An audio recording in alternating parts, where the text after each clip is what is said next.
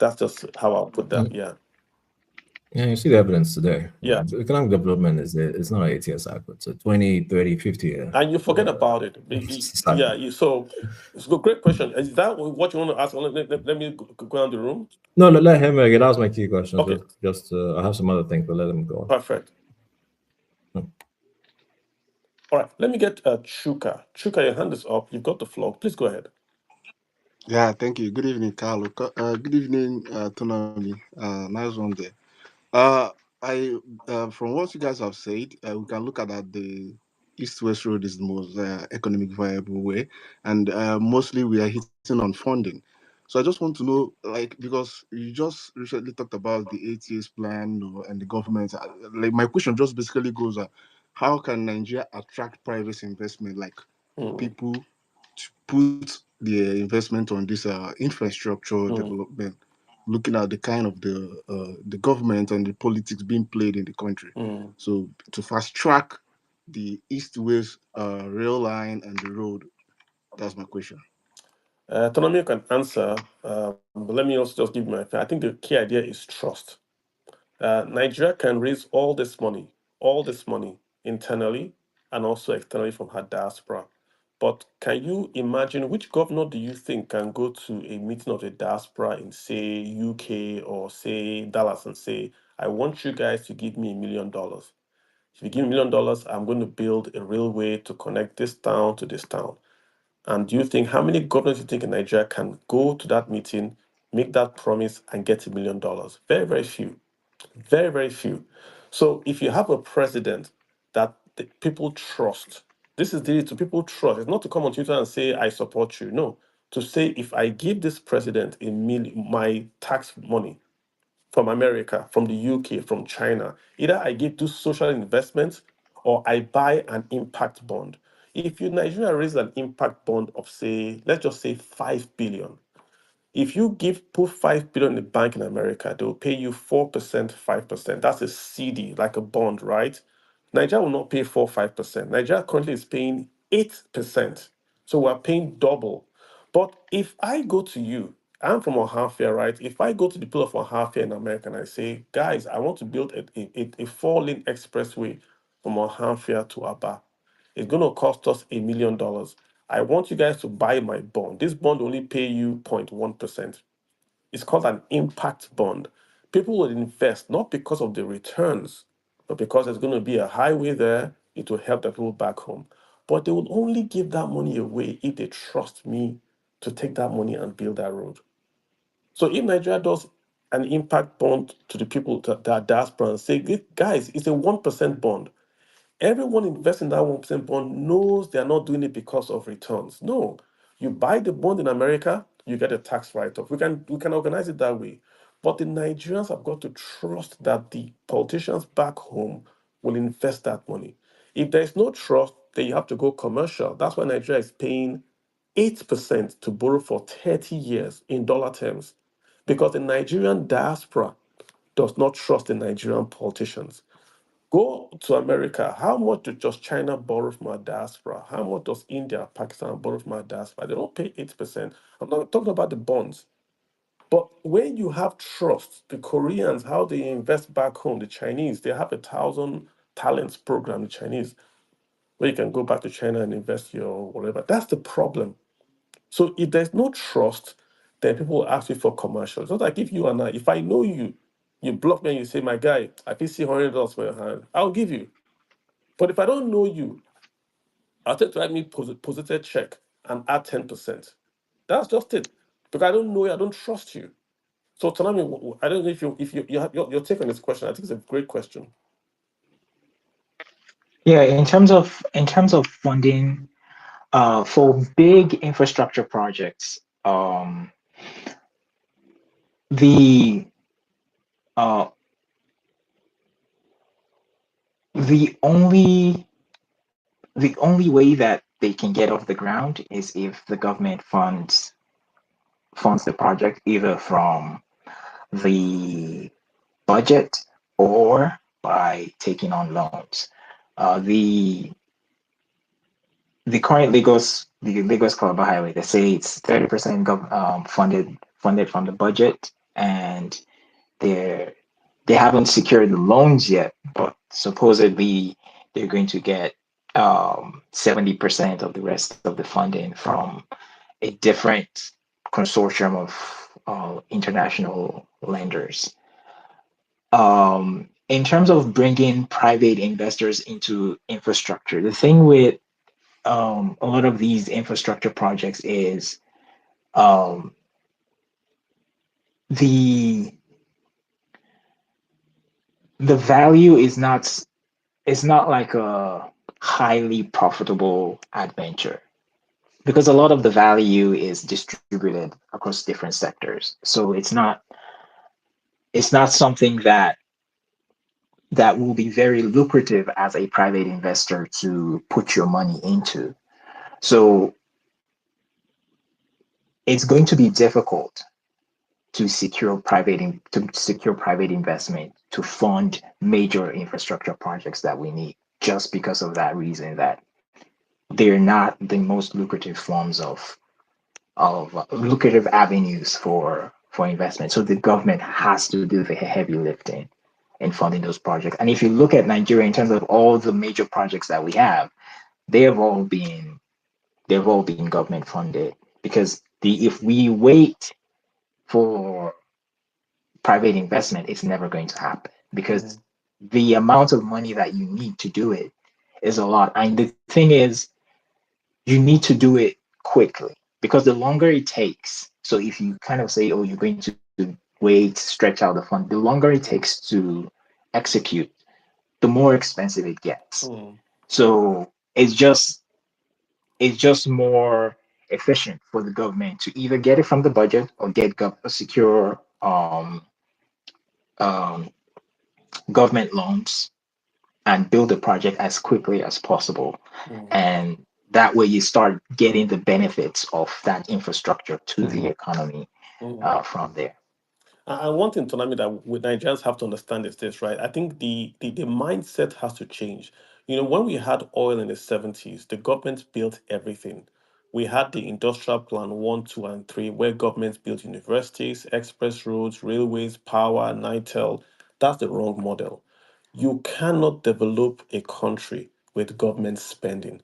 It's not been done ever. Go around the world. The role of the government is to create the atmosphere for private capital to build up infrastructure. So if you look at the United States, who built the railways, who built the roads, who built that? The government will say, we're going to do I-5. But as they're building that I-5, the private sector is coming to build restaurants on the I-5, hotels, motels on the I-5. That's what makes that project bankable. So the government can easily go borrow money from the bank and say, hey, we want to build a new express road at a lower interest rate. Because the banks see that once they build an express road, that road is bankable because there are industries on both sides. So the government's role is same with states, same with local government. Your job is not to take your budget and build a road. Your job is to take that budget and act as a guarantor, either giving sovereign guarantees or seed funding. If you look at it that way, you can build more roads. It's not to say that you can build more with less. No, it's 1 plus 1 is equals to 11. You take your FARC, you tell the private sector, anyone that comes to build a road, we will pay you. And if we don't pay you, we're going to use our FARC and we're going to keep it to the CBN to give you a sovereign guarantee. So Jos Beggar knows that if they come to your state, they are going to get paid. Because they are going to get paid, they reduce their cost of lending or cost of borrowing, because they know that once when they deploy to that state and they build 100 kilometers or whatever, they will get paid. So once they take that away, that uncertainty goes away, the cost per mile in your state falls. So you have to use that. And when I just have to get to learn, we have to pay tolls. If you don't want to pay tolls, there's advertising. You can build the road and say only the guys that pay to the government would advertise on both sides of on the runway. Now, MTN is building Enugu, so it's Onitsha to Enugu Express Road. MTN is building it, not the government. And MTN is getting their money back from tax breaks. So it's the same way the government has got to operate. The government alone cannot build roads anywhere. So copy what MTN is doing. You go back to your local government area, you tell the biggest guy in your local government area, maybe it's a bar, Maybe it's a manufacturing company, and the law's already there. Say, if you build this road, there will be absolutely no taxes for you for the next 5 years. That's the way we have to think. Because the government, how much is our budget? We're on a deficit budget. Guys, I don't want to depress you, but 100% of the revenues you get from crude oil and gas, 100% goes to pay salaries, pensions, and allowances of only federal workers. 100%. So any money you see being spent on infrastructure or being spent on debt service is all borrowed. 100%. There is no, we're not an oil producing nation. Leave that one aside.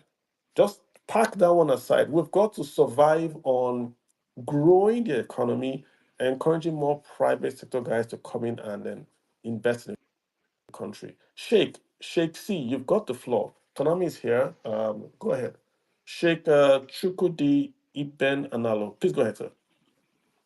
Okay, hi, Kalu and Tsunami and every other person here. So mine is more like on the question side because to an extent, sometimes I am a bit like lost with thoughts why certain things don't happen. But I'm just trying to because I've been following Tsunami for a while and I know he's very good with transportation.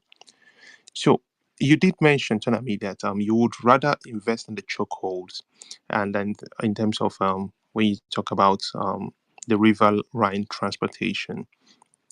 But and then Carl also mentioned in terms of going from the far west to the far east side. But my thought is if we're looking at connecting the inland and the inner town, what you call them, the like River Niger and the River Benue axis, would the ports around the delta not be much more viable?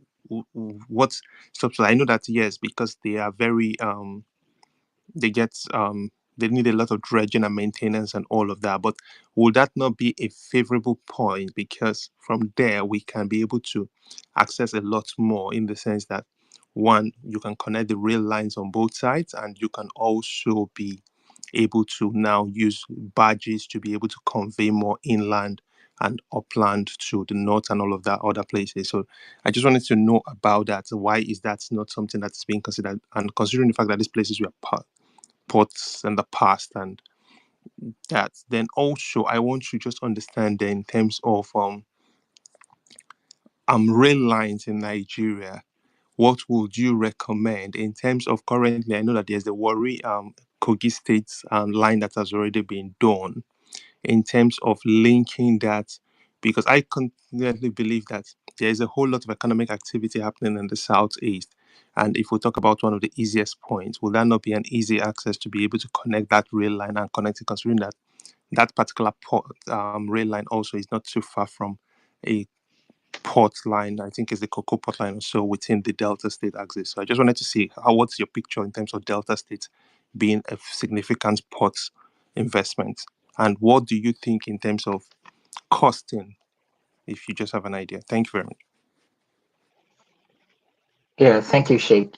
Let me go over the first one in terms of why we don't build a or use the Warri axis as a point of entry to serve the hinterland. The issue with ports is that they require um they require a lot of infrastructure, and in order to maximize the utilization of that infrastructure, you need a really large flow of traffic to justify that investment. So in West Africa, and the thing is, Nigeria is not an island. It's in the West African port ecosystem. In West Africa, we currently have, before the Lekki Deep Sea Port became operational, we had we had the first modern transshipment center was the port of Lomé. And then the port of Tema in Ghana opened. And then Lekki Deep Sea Port opened. Currently, they're building a new deep sea port in Senegal. But traffic to West Africa you have to, it's not just Nigeria. All those ports, when major shipping lines are sending goods to West Africa, they pick the point where there is infrastructure and they can what do you call it, return or offload their ship as quickly as possible, offload the cargo as quickly as possible.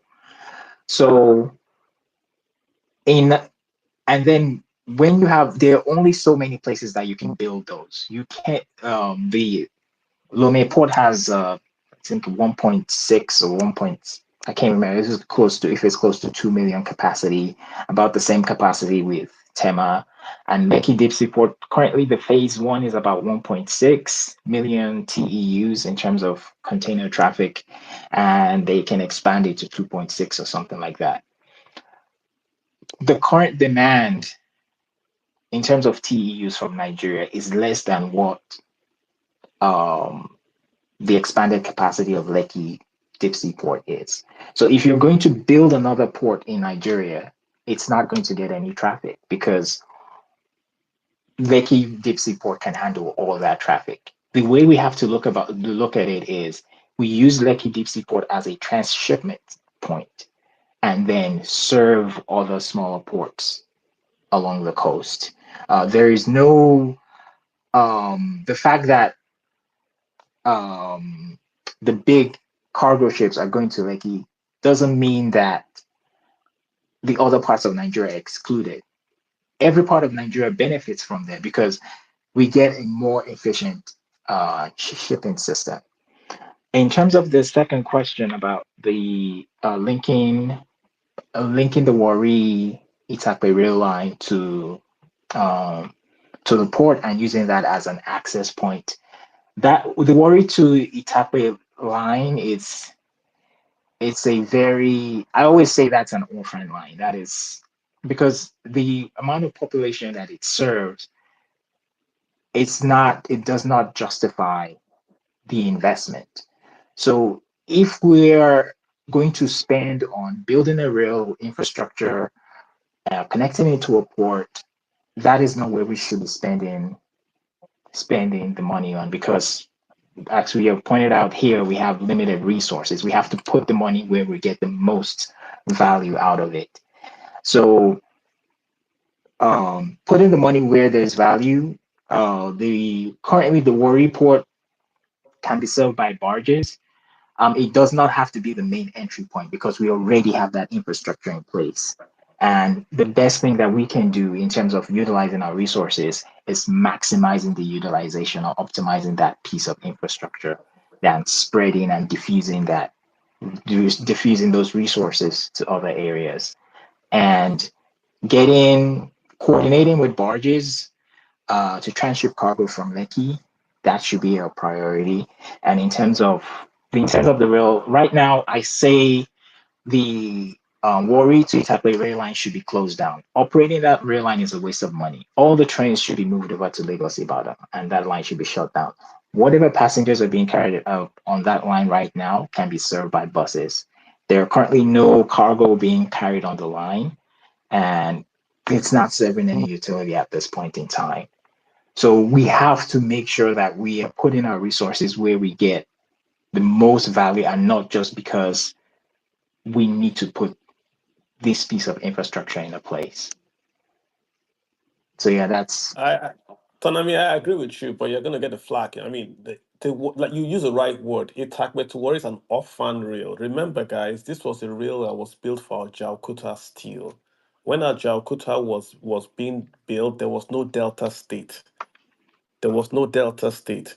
This was a port that was built so that they could take the iron ore to Itakwe to get it beatified and then take it back to Ajaokuta. It has nothing to do with moving people. But we wanted a quick political win. So we basically went to a line. That line was built in 1983. That line, Itakwe, was built 1980s by Julius Berger. We went to that same rail line, then we built the stations, and then we launched the train so we could get a political victory. But it's a waste. It doesn't add anything. Like you said, if you put a bus lane there, BRT lane there, you can move people cheaper and faster. But Tonam, let me ask you a question. I know a while back, Julius Berger was making presentations to the traders in Onitsha. And Julius Berger said if you import a container from Europe, land the container in, I think it was Lagos or Warri, they will take it from Warri to Onitsha for you. This is Julius Berger, and I think it's still up. I'm not sure if people took them up on that, but Berger made that promise that they would take the containers from Warri to Onitsha. What about if we simply put a rail line from Warri to Onitsha? So we can have the barge, i.e., the barges, and also have the railways to go from Warri to Onitsha. Doesn't that solve the issue? So we move to Lekki Deep Sea Port. Lekki Deep Sea Port moves it by transship to Warri Port. Then Warri Port puts on a rail line from Warri to Onitsha, or from a barge from Warri to Onitsha. So you cut off the Lagos Ibadan Express road. You don't have to put containers on the road anymore. The roads can last longer. Doesn't that really just solve the problem?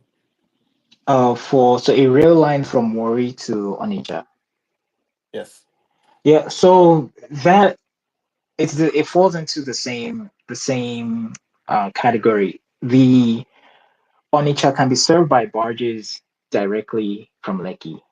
So if you're going to put another interface, because transshipment costs both time and money to the Mm, cargo.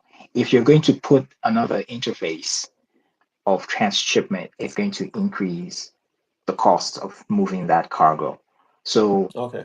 just taking the cargo from Lekki straight to Onitsha is already that's already the solution in terms of getting the cargo to Onitsha without going via the um, Lagos Onitsha Expressway. The problem, I don't know how, I haven't looked into the details of how the logistics or how NPA handles transshipment, because I know from past it's not a smooth experience. So if the NPA can work with the shippers on streamlining that process of Mm. moving of transshipping goods, that would be a major um, that would be a major boost in terms of cargo movement from to and from ports for the entire country in general. But worry to Onitsha via barge is viable in your opinion. Yeah, Worry to Onitsha is viable via barges, and also Lekki to Onitsha as well. Okay, gotcha. Quick one, Shake. You had a quick one on. If I move to the next person, Shake, you had a quick one. Yeah, so I just wanted to bring it. So something else, I like what you said and the fact that like this deep sea port kind of caters to our place in the West African corridor and also the transshipment line. And I like the fact that you also have the fact that the barges can move directly to Onitsha Seaport at the moment, but we don't know how viable the MPA is dealing with that. But now, why I want to bring this home in the sense of our current reality where we're beginning to see a much regional centric kind of governance coming up by the day. In that kind of conversation, that more people, like what Kalu has said, in terms of for people to invest, they need a level of confidence in the leadership and all of that. And you're beginning to see more people moving towards a more regional centric kind of wanting to invest in something that has to benefit their own region. Where you within the southern corridors, you have the three regions, and with the like it's deep sea ports lying in one region, and everybody trying to say no, we want a piece of the pie. How what would be your proposal to solving that kind of problem across the regions to be able to catalyze this kind of growth My in problem, terms of yeah, thanks for that. My solution to that would be just to tell everybody to get real. That's it. Just get real, because the you in terms of the benefit that we get from a large population from the same polity, you cannot you cannot get that benefit from fragmenting transport investment based on regional regional politics. Because if you say, all the ports are going to Lagos, oh, we need our own port in the southeast, and then you go spend that money. That money could have been better spent on building the linkages to evacuate the cargo from Lekki to whatever region that you want to get to. Because yes, I I really see all the whatever the regional tension is superficial, and I don't think using that to guide investment, I don't think that's a wise strategy, because you still have to spend that money. And then why not spend the money in a way where you get more value out of it? So, because it's going to building a new port in other regions because of regionalization, it's not really, we are not going to get much benefit. We're just going to have money parked and there's no value coming out of it.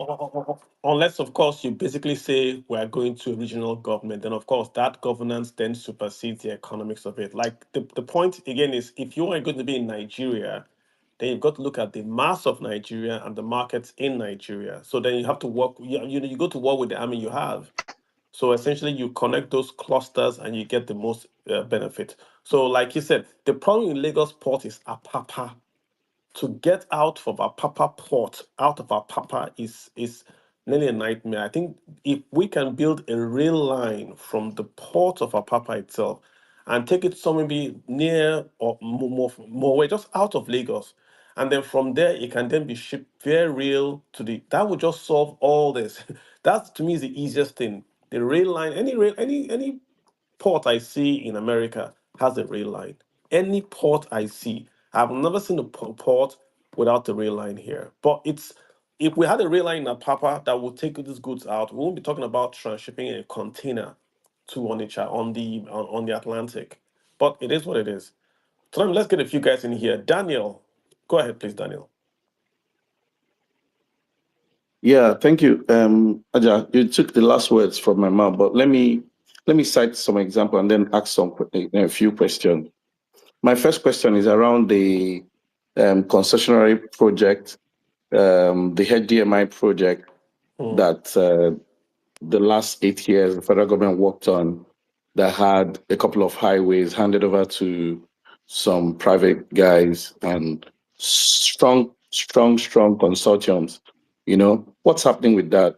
Where are we on that? Why are we not seeing results? You mentioned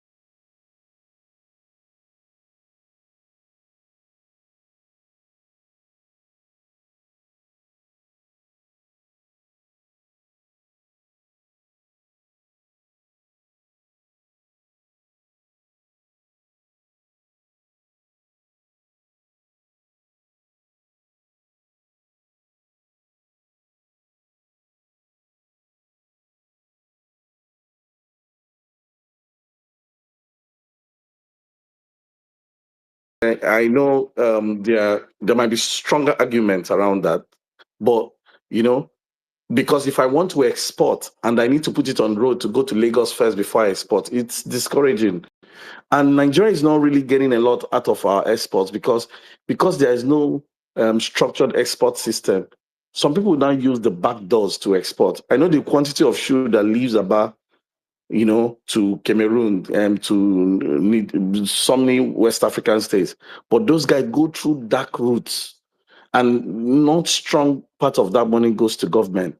Okay, so what's happening with our concession, and how can this our concession solve this road problem as we talked about it with the routes you discussed, and what can inland ports do for us, and then use railway? Because I see the proposition Enyimba made was they were going to have a railway line that moves anything that is destination Enyimba that drops in Port Harcourt, railway to their inland port, and then everything happens at that All right. point. Okay. If we have clusters of that across regions, okay, Daniel, I does think it the really point. solve our problem? I think the point to me. So you're basically asking critically why. So just a simple question, so Tanami can basically. I get the background. Just if you could do that simple question. He was off. So just make sure he heard you. We just added him back. So what was the simple question for him? None of his back. That Tanami was Okay, off. Yeah, first, go ahead. Yeah. what? Okay, first, what's happening with our concessions?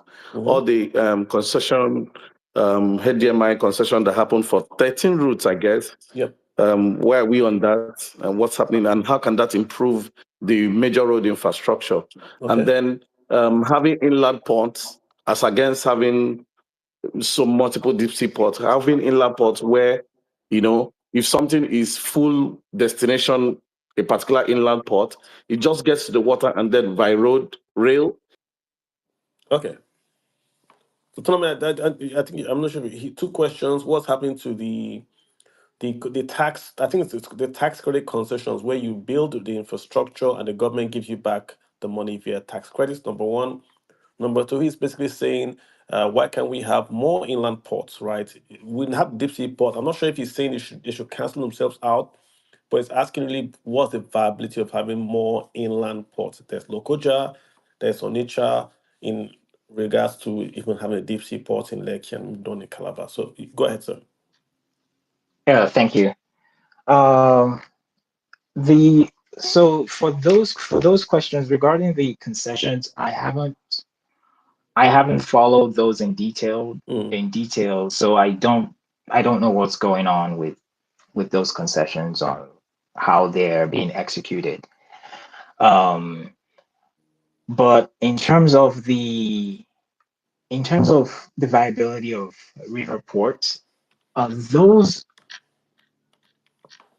I'll say those are actually useful. Um, we don't have to look at it as um, one or the other. Like we need especially for like industrial output when you have uh, chemicals, different other industrial activity um, that need water access for efficient movement of their cargo. Um, for example, you have the flour mills are always cited at the ports. Dangote flour at Apapa and BUA at Port Harcourt because they can get their shipment of flour directly at the port, and those don't have to go via trucks. Then they process it into whatever cereal or noodles or whatever product those products. Yeah, so those are necessary. But in terms of and also even in terms of container traffic, um, the thing with the deep sea port and linking the deep sea port to different regions is that's just the way modern shippers ship. If you have cargo destined for Aba, it's not going to go directly from Guangzhou to Aba. It's going to go from Guangzhou to a major transshipment center.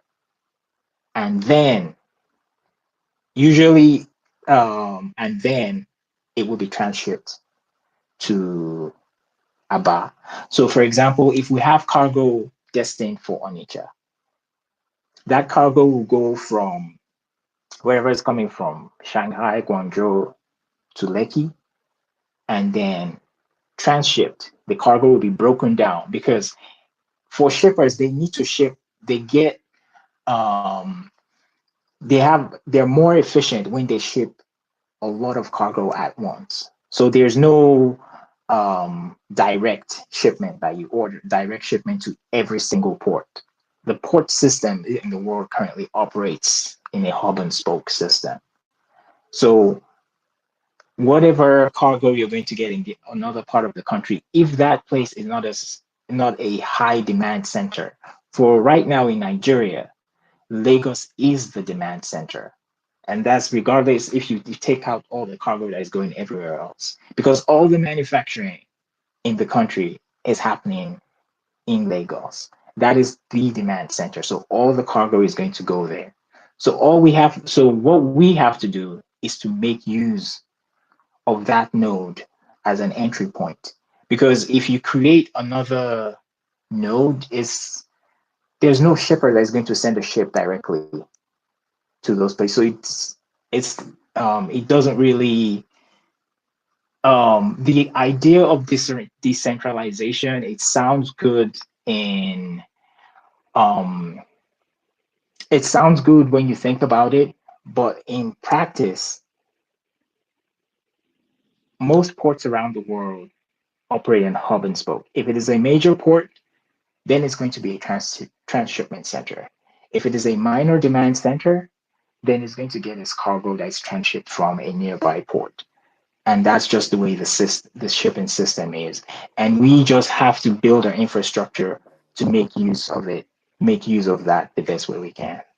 Yeah, and let me just add this, right? So, the private sector looks at P&L, profit and loss, revenues. If you are the governor of a state in the south, south, southeast, and you desire a port, my advice to you is to build one yourself and then use that as a template to show to the private sector that it works. Then the private sector will follow your lead. So to answer your question directly, then should we have an inland port? Yes, nobody has stopped you. Um, Delta, Anambra, they can build an inland port. There's a federal inland port in Onitsha right now. Nothing stops Anambra state government from building a container port, very, very modern. Only containers, lots of computers, they can be controlled 24/7. They can partner. The governor is very, very close to the president to discuss with him. So barges can come all the way to a new port in Anambra. They can offload and then it can happen. It will be a good vote winner for you, right? So if you do that, the private sector will watch you. If it makes money, they would invest in it. Because in the end, no matter how good the idea is, money has got to build the idea. I give you a good example. There was no airport in the whole of the southeast apart from Enugu.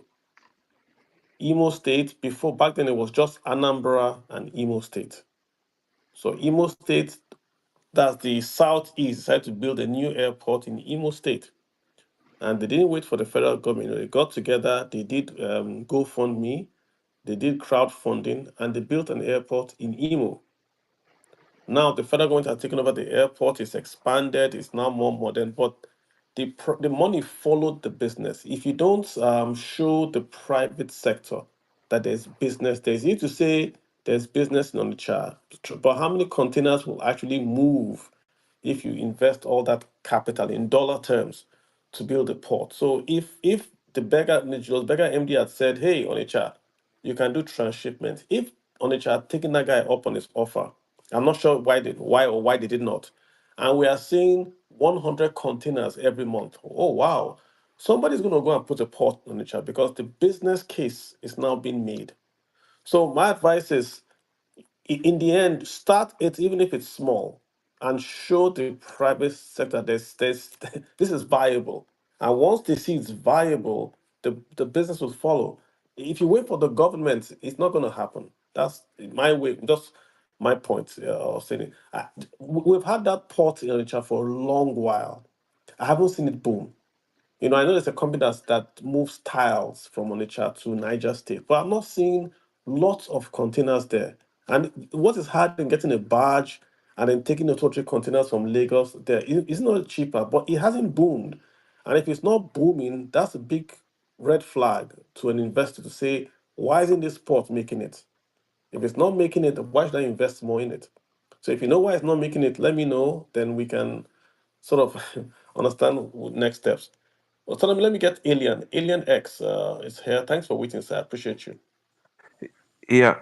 Yeah, thank you very much, Kalu. Please, I would want to push back on some things that you have said. I don't know Oh, if please it's go ahead. okay before I Yeah, ask go my ahead. question.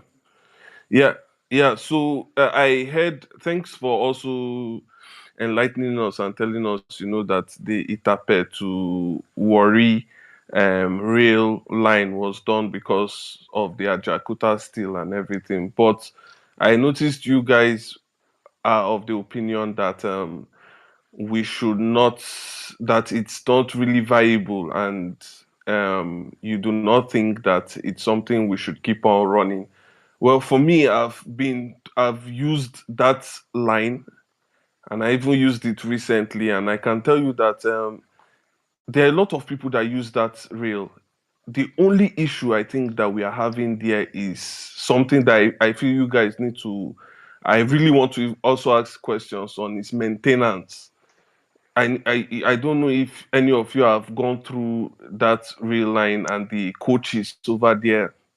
The inner coaches, a lot of everything that is there has been bastardized. Some of them have, I don't know, broken, not properly maintained. The AC, some coaches ACs are not working. Some of the facilities not working. I remember using it recently, and some of the rail lines, when you are passing through some of the places there, you will see they are reducing the speed, and they are saying that they are reducing the speed because of vandalization and so on and so forth. I even remember one time, after boarding it, it took us over an hour before the train started moving, because they said the train was having some issues and they had to fix it quickly and so on and so forth. But I can tell you that every time I've passed through that place, for passengers using it, I think there is a lot of volume. There are a lot of people going through it and everything. Number two is that I did a quick search, and you can fact check me, please. China doesn't really make gains, and I know I'm not supposed to be quoting China, but because China is more advanced than us, but check their rail lines. Most of the times, every year, almost every year, I think it was just recently they started making gains on their rail lines. They have been making losses, losses, losses, but because they know that these are very, very important facilities and infrastructure for the people, they have been investing, investing, investing. So I just wanted to say that. Now, my question to Tonami is very simple. What are the possibilities of the private sector investing in all of these things? Because I've been in one or two meetings where people like the transport systems, like those buses, APA Sinachi, APC, ABC, and some other JIT, what do they call that other bus line again? I've been trying to see how they can talk to the government to invest in it, to also try and see how they can own coaches and run some of these things there.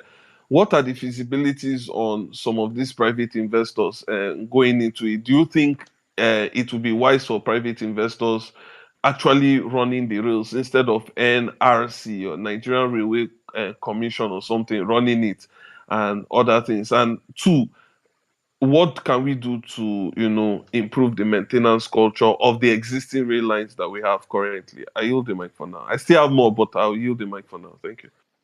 Anthony, you want to go first? Okay. Yeah, I can go. Yeah, yeah. Thanks, Alien X. Um, for the first one regarding the um,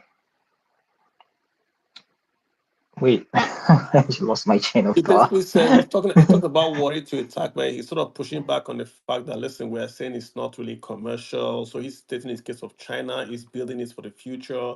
They're not looking at today's profits, but they're looking at it tomorrow and all that. That's for worry attack. So he's saying, why can't we just invest in upgrading it so that it becomes more viable? That's his first issue on it, worry attack. Then of course the second one is talking about the private sector, can they come in and run this thing so it's better productivity? I think those are his two questions. Yeah. Okay, yeah, thanks for clarifying. Yeah, so for the Wari Itape route, in regards to China funding their infrastructure projects, a lot of those projects are heavily planned, and they are distributed based on um, based on resource. Yes, they have fringe projects that are done for political reasons, but majority of the real projects in China are funded, and also the port projects are funded based on the amount of demand for those places. Yes, they also project demand, but they build, but they those projections are based on the existing reality. Now, in Nigeria, if we want to say worry Itakwe, if we want to keep spending money, the amount of money that Nigeria, we don't have that much money to spend on infrastructure. For something like a rail line, it needs to have a ton of traffic on it to get the most utility out of it. The current population along the Warri Itakwe corridor, yes, you might go to a train station and the train is full, but that doesn't matter. What matters is how many riders that train serves annually. If you might have full trains, but then if you have train service once a day or twice in a day, it doesn't amount to much. So the trains might be full, but that doesn't mean that there is a lot of ridership on that particular corridor. And that is one. So right now, the population distribution on that corridor is so small. The amount of investment it's going to take to get that ridership up to a level where it is justifiable is going to be immense. And in a country like Nigeria, instead of, we could spend that money, yes, and say it's for the future, but then there's the opportunity cost. Because we've spent that money on this corridor, we've neglected other corridors that have more potential in terms of ridership. So that is why um, I'm always advocating for removing our focus on the Warri Itakwe Railway as a passenger railway, as a freight railway, because it right now, in terms of the network, the Nigerian network system, it does not add any value that is reasonable to the network. So so that's that for the Warri Itakwe. In terms of private investments coming into infrastructure projects, it like for the buses, it makes sense. It is viable because it's more distributed. But for rail, it is not viable because it's the if we say we want to bring private investors to run and operate rail, they're going to run it to the ground. That's the same process that's been repeated everywhere across the world, where you bring in private investors, you privatize the railways, and then they run it into the ground because it's just the incentives within the nature of rail is that you're not able to um, capture all the benefits. So if you're not able to capture all the benefits, then it's not going to be a profitable venture for a private investor. Yes, the Chinese government, when they build rails, um, um, they have operational losses. The government can um, stomach those losses because the government can recoup the benefits in other aspects of the economy. A private investor will not be able to recoup that. A private investor cannot say, oh, we want to collect money from taxes from the traders and everybody else and all the other economic activity. A private investor can't do that. They can only get money from that particular traffic on that particular rail line.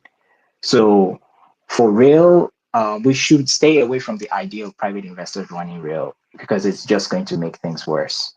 For buses, we've been doing it that way for a while. The problem we've had with buses is um, fragmentation of bus traffic, where we have um, where we moved from using coach buses to now we're using these um 11-seater buses where people are cramped inside. Mm. And so it because I remember when I was traveling back in the 90s, early 2000s, we go to with the Kennedy Lichuku and Chisco and all those guys. We're using coach buses to travel across the country. And now you want to travel, you have to get into an 11-seater bus where you're cramped in with luggage and you don't have you. So that's the problem we have in terms of bus transportation. We have to find a way to the um, consolidate the industry, because a lot of them went to that route because they could not fill. They have so many. You have so many providers, and they couldn't fill their coach buses. So they decided, oh, let's go to a smaller bus so that we can fill it up and then move. But in operating intercity buses, you have to operate on a schedule. So you operate on a schedule, whether the bus is full or empty, that bus has to move. And until we have to get to that point where that is how we operate buses, we have to find a way to consolidate the services, and also um, spreading out and also consolidating like the bus terminals. So we have dedicated bus terminals, and we have distributed terminals on different parts of the city for different operators. So those are the things that the government That can happens. do. Mm. And I know some governments are already doing that, but with the execution has leaves a lot of room for improvement. So that's something that we can do in terms of the for the bus services, and then the private operators can run the buses. But in running the buses, they don't have to run it on a full bus. Don't move until the bus is full. Um, strategy, which for most of the time that's how the buses have been operating. It has to be on a Gotcha. schedule. Once that Which means once which it's means you lose money. Which means yeah. So but you recover the money over you have when you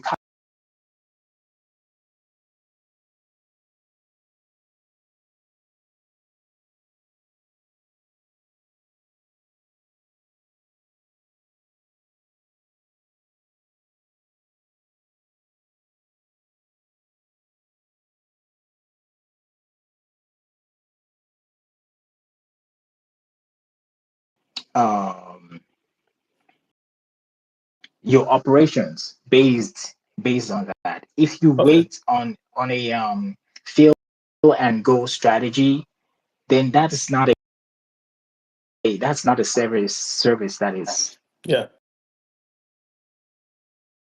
But Nigeria doesn't have this developed like transportation companies. Ekene to Chiku goes on fixed times. I remember back then it was 6 a.m., 6:15, 6:30. They move. But once you go to the smaller parks, the first buses go on time. The other buses are going to be when they are filled. But I want to just bring you back to. I know we didn't really answer the question about the infrastructure or what MTN is doing with the tax credits. I'm going to have to take a look at it because essentially MTN bills, then MTN takes that money and files taxes. I don't know where the bottleneck is from. If you're saying you are plowing on it and it's still not changed, I'm going to have to do some research and see where really the problem is. Why is it that MTN has not fixed that road? It was not a long time ago, since 2020, so when Buhari was in charge, that's when we passed that tax credit. So let me do some research and come back to you on what's happening with the tax credits. I know NNPC did almost $500 million, according to them, to build roads. And the first one they did was the Apapa to Ojota Express Road. They fixed the Apapa to Ojota Express Road. Then they said they did an extra $500 million. But it's NNPC. We have to really check their numbers and all that. And again, just like Chooks has said, just to answer the question that the gentleman asked, Daniel, I believe, was not Daniel, but in effect, in economics, there's what we call choice. because resources are scarce. So China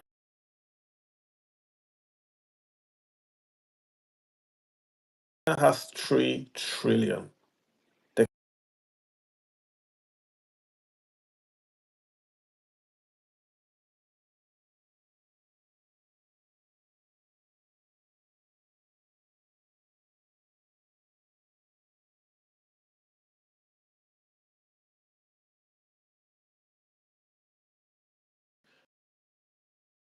gauge Lagos to Ibadan. If you look at what we've done in Nigeria, look at the entire rail in Nigeria is narrow gauge. The entire rail is narrow gauge. What we've now done is we've taken bits of standard gauge and put it on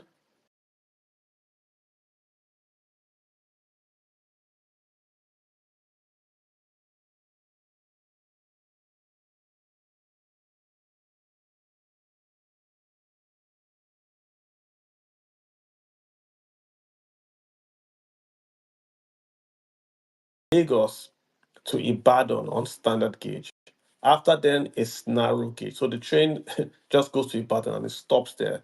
Itakpa is even worse. It's not connected to anything. So the point is, why build a railway not connected to anything? Just put a BRT service there. It's not, you want to move, right? Do a bus service there because it's not connected to any rail. It's just there in the middle of nowhere from Itakpe to Warri. You can argue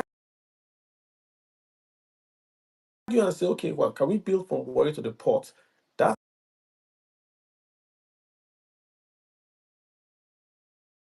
an argument to have. Can we build from Itakpe to Abuja?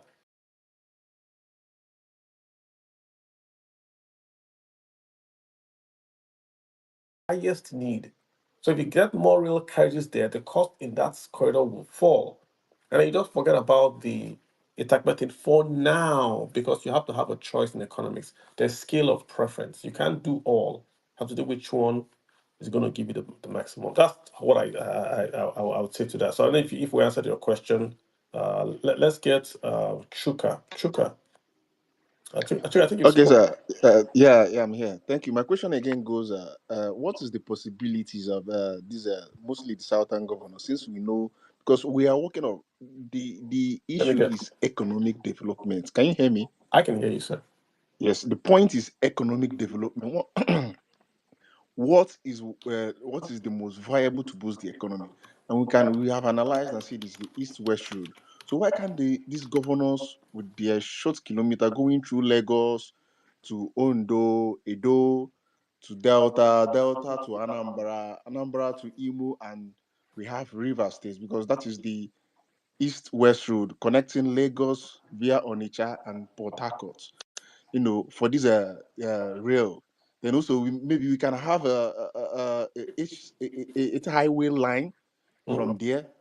You understand? So I want to know, is there any possibilities of I these get it. governors coming together? I get your question. I get your question. Yes. Antonami will speak, but let me just give you my own take. You know, when we set up, I said the issue in Nigeria is this 4 year and 8 year time limit. If you start today, in the past, railways could only be built by the federal government of Nigeria, not the states, only the federal government. Now, states can build railways, but you can't build a railway, get it operational, I would even say in 4 years. It's very, very hard. Let's say you have the funding today. It's difficult to build that whole railway line, get it funded and operational in 4 years. You see where I'm coming from? So any governor you go to today and you tell the governor, let's build a rail line from Onitsha to Aba and continue to Newi. That's a wonderful project because you are connecting 3 clusters. So Onitsha, Aba, Owerri, and then you connect it back to the rail line in Port Harcourt. So it's connected to the federal line, but it's serving Inewi, Aba, Onitsha. Beautiful idea. But if you start today, what's the first thing you're going to raise capital? You raise capital, you go to ICRC, Infrastructure Regulatory Commission, to get approval. Let's say you do all this in 1 year. You now mobilize the contractors to site. They will take at least 6 months to bring all their stuff to site, hire people, do survey, do mapping. Let's say under 6 years, under 6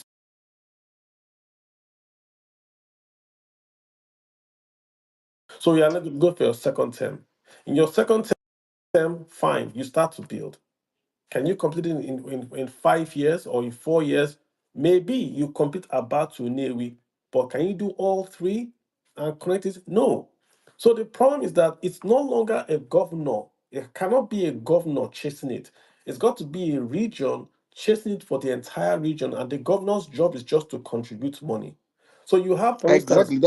That's what I said. but The governors coming together. that's what I'm going to. So I like Okay, okay. so if you, for instance, have the SADC, you have the Northeast Development Commission, you have the all these development commission all over the place. If they simply say every quarter or every month we're going to transfer funds from our FARC to this fund, and you create an SPV. This SPV is the seed funding. So the government puts seed funding, but the government can also sell equity in this line to the diaspora, Nigerians in diaspora, and they own the railway line because that's an asset. You then see you're going to then build this railway over 15, 20 years, and you would operate it even at the loss. But it's for the southeast or for the south or whatever. The point is, you can't, if you take away the who gets the credit, this is very, very easy to build. It doesn't cost as much as you think. It doesn't cost that much, but the governors that have the seed funding are not going to deploy that seed funding into a project that they will not be personally lauded for. That's my own personal view.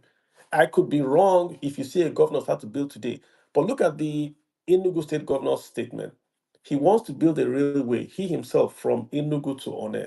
Notice he didn't say, I'm going to talk to my other brothers in the southeast and we're going to come together. No, he wants to build. It's a fantastic idea. But if everyone was doing it, the cost will fall and it's more viable. Enugu is not near, it's not bordering Cross River. So it has to pass through a state, right? So that thing's going to pass through. Will they give him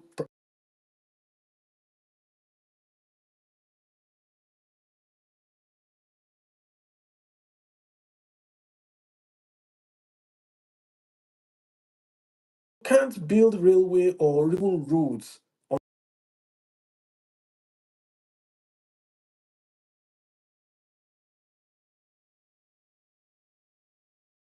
Ebonyi.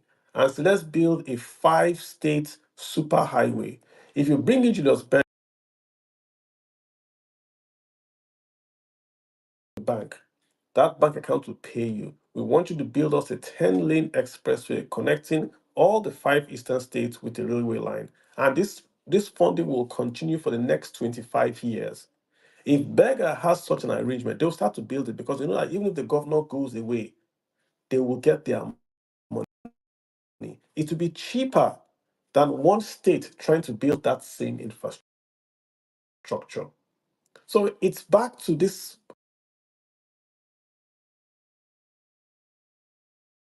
thing we don't talk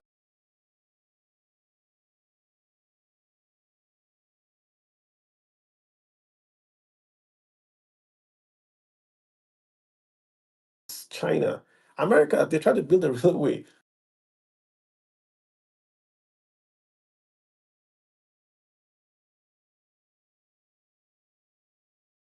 in California, Talani, and they haven't done in California, Talani, and they haven't done it. But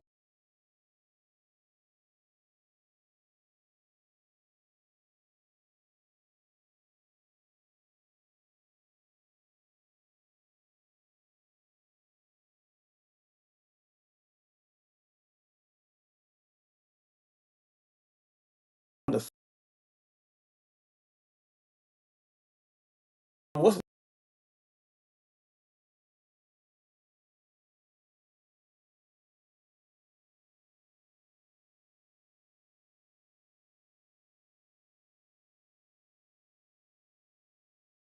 down to 5 states, 6 states that if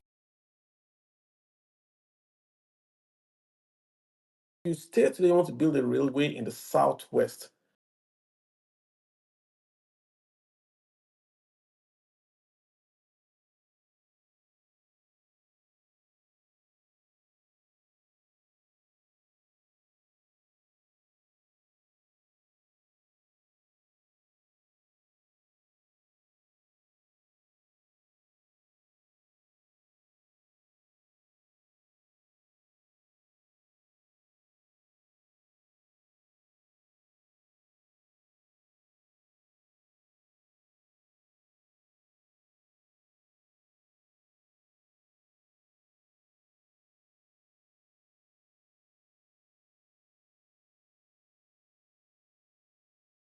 woke up today and said, I'm going to build it. Because he can go to all those 5 states and say, this is what we want to do.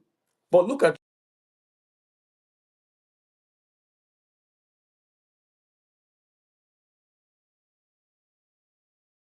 what do you think? Do you have a name? Which one do you think can do it? They're all competing in a way. So